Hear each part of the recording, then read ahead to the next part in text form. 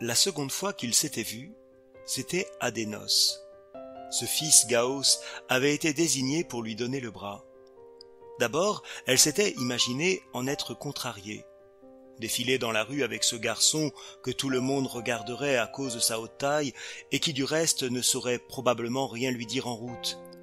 Et puis, il l'intimidait, celui-là, décidément, avec son grand air sauvage. À l'heure dite, tout le monde étant déjà réuni pour le cortège, ce Yann n'avait point paru. Le temps passait, il ne venait pas, et déjà on parlait de ne point l'attendre. Alors elle s'était aperçue que, pour lui seul, elle avait fait toilette.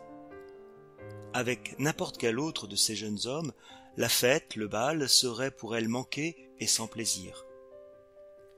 À la fin il était arrivé en belle tenue lui aussi, s'excusant sans embarras auprès des parents de la mariée. Voilà de grands bancs de poissons qu'on n'attendait pas du tout avaient été signalés d'Angleterre, comme devant passer le soir, un peu au large d'Origny. Alors tout ce qu'il y avait de bateaux dans Ploubalzanec avait appareillé en hâte.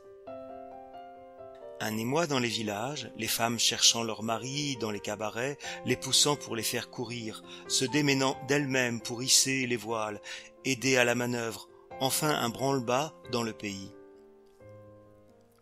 Au milieu de tout ce monde qui l'entourait, il racontait avec une extrême aisance, avec des gestes à lui, des roulements d'yeux et un beau sourire qui découvrait ses dents brillantes.